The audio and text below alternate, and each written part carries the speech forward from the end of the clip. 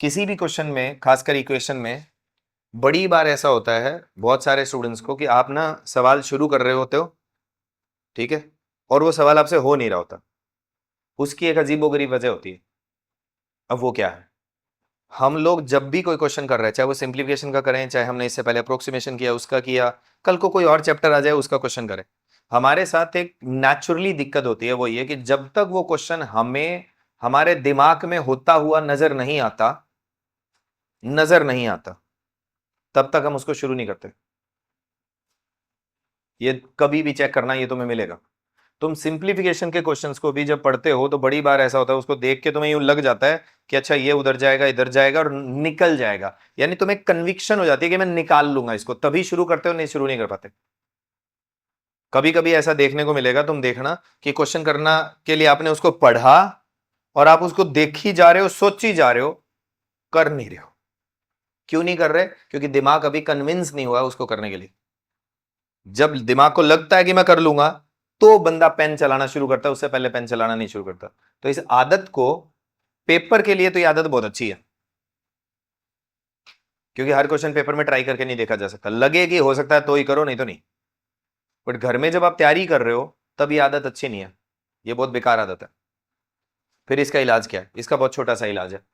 जब भी कोई क्वेश्चन दिखता है, तुम्हें ये दिख रहा है कि यार ये क्वेश्चन पता नहीं कैसे सोल्व होगी, जैसे इसको देख के कईयों के मन में आ जाता है ये कहां से, बोल जी आज तक देखी ही नहीं है, ऐसी इक्वेशन कैसे सॉल्व होती है जी।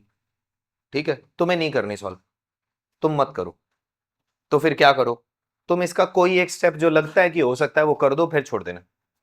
यानी किसी भी क्वेश्चन को पूर्णता छोड़ने से पहले कोशिश करो उसका एक स्टेप कर दो, कोई भी। उसके बाद तुमसे होए तो ठीक, नहीं तो छोड़ देना। ये बहुत जरूरी है कि जब भी आप कोई क्वेश्चन कर रहे हो तो एटलीस्ट उसका एक स्टेप हो जाए। उसके बाद का स्टेप नहीं भी समझ आए तो चलेगा, आप पूरा स्टेप्स दिमाग में करने की कोशिश ना करो।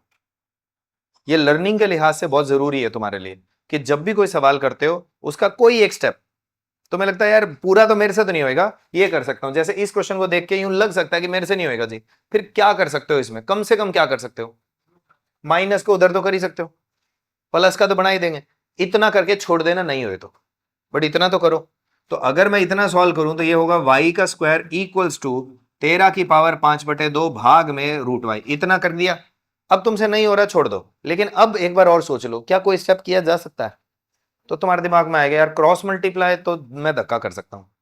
तो जब आप क्रॉस मल्टीप्लाई सोचोगे तो ये y का स्क्वायर है, इसके गुना में रूट y हो जाएगा। ठीक बात है, जमी। और इक्वल्स टू क्या बन जा रहा है?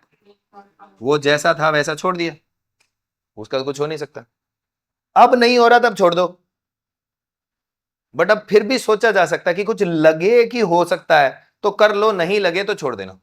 बट हर बार इसको यही मत छोड़ो क्वेश्चन को, चाहे यहां लाके छोड़ दो चाहे यहां लाके छोड़ दो। हुआ तब भी नहीं था, हुआ अब भी नहीं है, बट कम से कम हमें हर क्वेश्चन के साथ भिड़ने की आदत हो जाएगी। इजी। अब तुम्हें क्या लगता है रूट का मतलब क्या होता है? बहुत बढ़िया। तो रूट का मतलब हाफ पावर होती है, इज इक्वल्स टू 13^5/2। अब तुम इसके लिए क्या कर सकते हो? बेस बराबर तो पावर ऐड कर दोगे, तो 2 पावर ये रही, आधी ये रही, 2 और आधा कितना होता है? 2.5। 2.5 को क्या लिख सकते हैं? 13^5/2। अब क्या बोल सकते हो? y equals to 13। किस आधार पर बोला? बहुत बढ़िया, पावर सेम हो तो बेस सेम होता है। अगर मैं इस क्वेश्चन को यहां देख रहा था, तुम खुद दिमाग लगाओ, जिन जिन लोगों ने इसको शुरू में देखा तुम्हें लगा ये पता नहीं कैसे ही होगा, बट इसका कोई भी स्टेप ऐसा नहीं है जो तुम्हें नहीं पता था। जब इसको ऑन एंड होल देखोगे इस क्वेश्चन को, तो तुम्हें ये होता हुआ नहीं दिखेगा। नहीं दिख रहा ना ये शुरू शुरू में। अब एक एक स्टेप तुमसे हो रहा है, ये भी तुमसे हो गया था, ये भी तुम कर ही सकते हो। ये हाफ पावर वाली बात भी तुम्हारे दिमाग में ही है, मैंने तो कुछ नया बताया नहीं। ये वाला भी तुम्हें पता ही है कि पावर जुड़ जाती है, ये भी तुम्हें पता ही है। तो टेक्निकली देखा जाए तो इसके सारे स्टेप तुम्हें पता थे। बट फिर भी अगर तुमने इस क्वेश्चन को नहीं किया होता तो वजह क्या थी? सिर्फ ये कि बल्कि देख के लग नहीं रहा था कि ये हो जाएगा, ऐसा कभी देखा नहीं, समझा नहीं। बहुत छोटी साइकोलॉजी है ये, सुनने में इसमें कुछ भी नहीं लगेगा, ऐसा कई बार लगता है कि ये तो क्या ही चीज है जी। बट ये इतनी छोटी सी बात आपको बहुत आगे लेके जा सकती है। सीखने के मामले में तो बहुत काम किया ये।